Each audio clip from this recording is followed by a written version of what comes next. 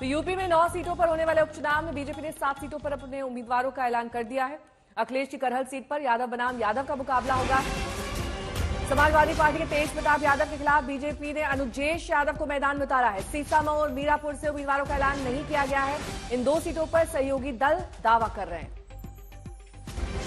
ये वो लिस्ट है जो बीजेपी ने अब से कुछ देर पहले जारी की है। 7 सीटों पर उम्मीदवार के नाम का ऐलान है। 9 सीटों पर बीजेपी उपचुनाव लड़ रही है। 2 सीटों पर अभी सस्पेंस बाकी है। ये कहा जा रहा है कि सहयोगी दलों से अभी भी बातचीत चल रही है।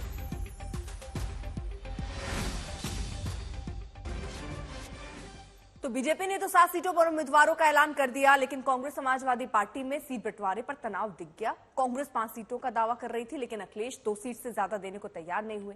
कांग्रेस ने इनकार कर दिया, तो अब सभी 9 सीटों पर समाजवादी पार्टी ही चुनाव लड़ेगी।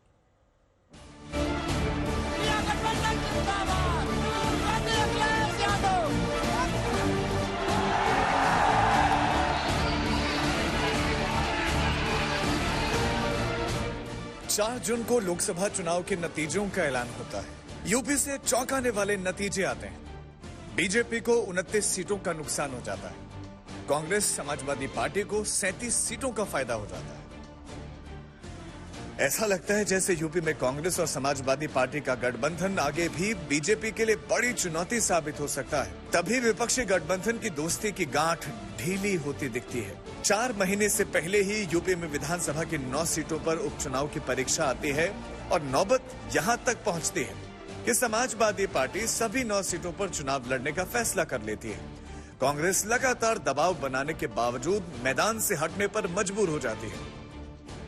और फिर देर रात अखिलेश यादव का सोशल मीडिया एक्स पर एक संदेश आता है, जिसकी पहली लाइन से ये साफ हो जाता है कि आखिर क्यों कांग्रेस को इस उपचुनाव में किनारे होना पड़ा। अखिलेश कह रहे हैं कि बात सीट की नहीं, जीत की है।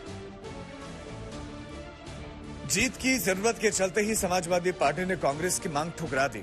जिस दोस्ती के दम पर लोकसभा में बीजेपी को बड़ा झटका दिया, उसी दोस्ती को दांव पर लगाने का जोखिम मोल ले लिया।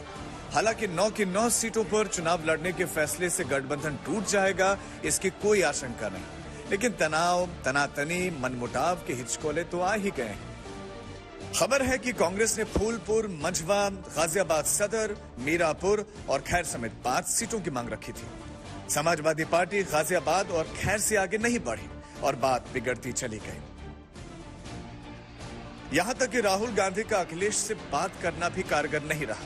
कांग्रेस फूलपुर और मीरापुर सीट पर खास तौर पर अड़ी थी, क्योंकि ये जवाहरलाल नेहरू और इंदिरा गांधी से जुड़ी सीटें हैं। मगर बात वहीं आकर बिगड़ गई कि बात सीट की नहीं, जीत की है।